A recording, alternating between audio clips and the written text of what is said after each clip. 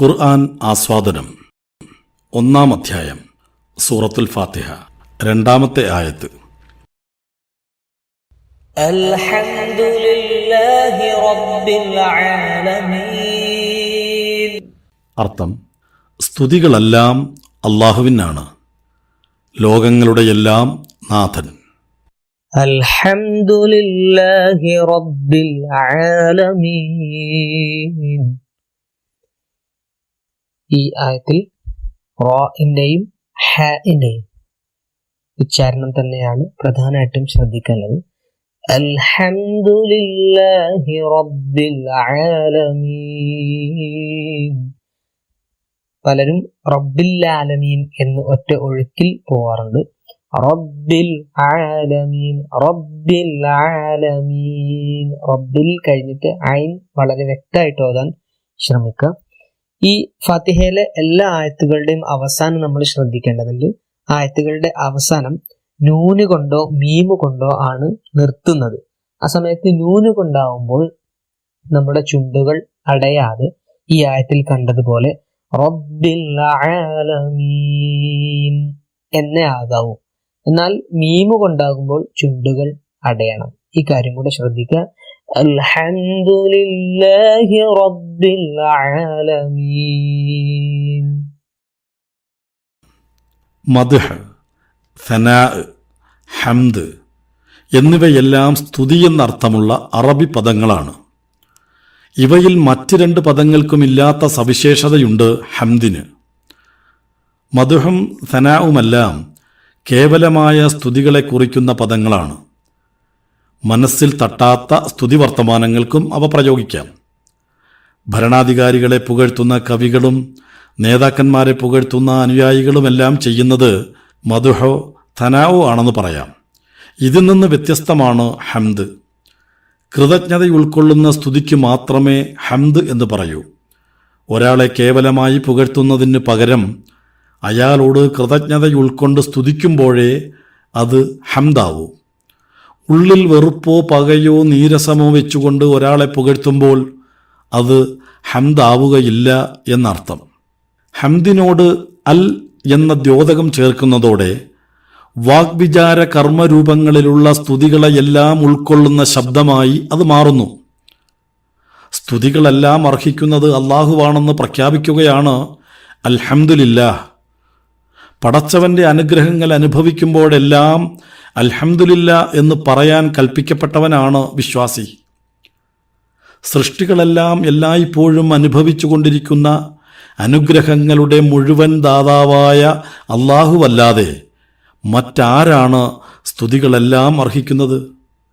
അല്ലാഹുവിനെ പരിചയപ്പെടുത്തുന്നതിനും അവൻ്റെ വിധിവിലക്കുകൾ പഠിപ്പിക്കുന്നതിനും വേണ്ടി അവതരിക്കപ്പെട്ട അവസാനത്തെ വേദഗ്രന്ഥം അവനെ പരിചയപ്പെടുത്താൻ തുടങ്ങുന്നത് അവനെ സ്തുതിച്ചുകൊണ്ടാണ്. അവനാണ് സകല സ്തുതികളും അർഹിക്കുന്നതെന്ന് വിശ്വാസികളെ കൊണ്ട് ഏറ്റു പറയിച്ചുകൊണ്ടാണ്.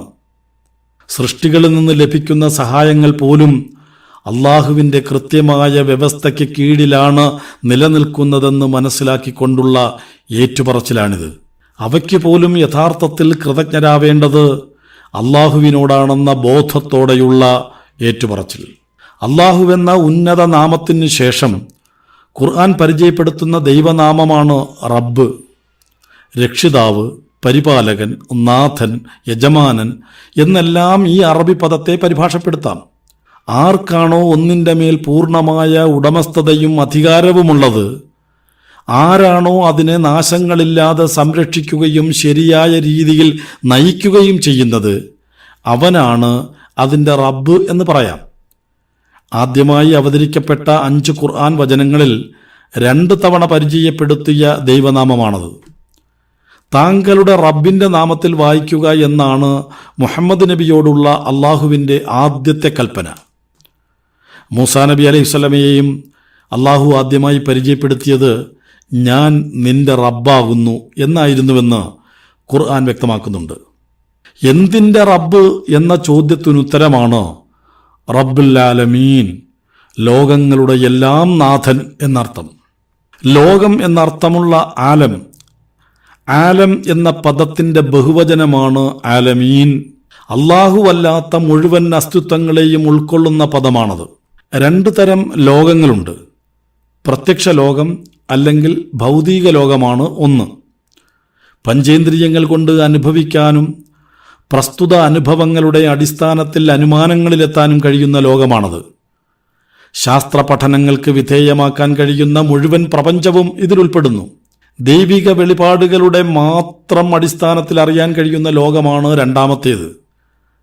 നമ്മുടെ മാപനങ്ങൾക്ക് വിധേയമല്ലാത്ത മലക്കുകളുടെയും ജിന്നുകളുടെയും മരണാനന്തര ജീവിതത്തിൻ്റെയും എല്ലാം ലോകമാണത്. അഭൗതിക ലോകം എന്ന് അതിനെ വിളിക്കാം. ഈ 2 ലോകങ്ങളുടെയും അഥവാ ഭൗതിക ലോകത്തിൻ്റെയും അഭൗതിക ലോകത്തിൻ്റെയും പൂർണ്ണമായ ഉടമസ്ഥതയും അധികാരമുള്ളവനും നാശങ്ങളില്ലാതെ അവയെ സംരക്ഷിക്കുന്നവനും ശരിയായ രീതിയിൽ നയിക്കുന്നവനുമാണ് റബ്ബ്.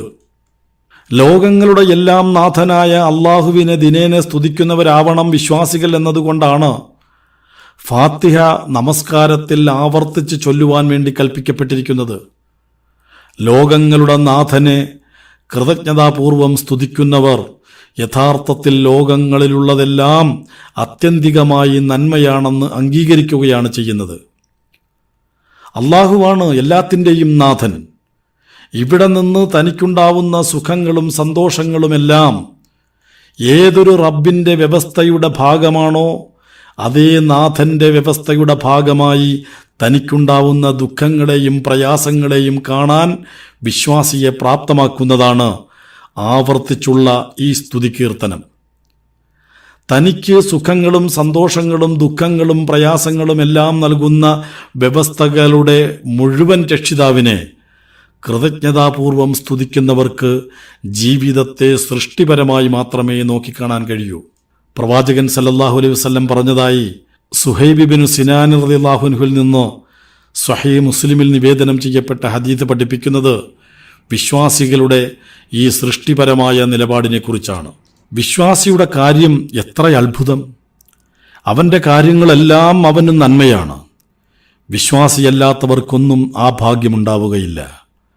അവന് അനുഗ്രഹങ്ങൾ എന്തെങ്കിലും ലഭിച്ചാൽ അവൻ അള്ളാഹുവിന് കൃതജ്ഞനാവും. അത് അവന് നന്മയാണ്. പ്രയാസമാണ് ഉണ്ടാവുന്നതെങ്കിൽ അവൻ ക്ഷമിക്കും. അതും അവന് നന്മയാണ്.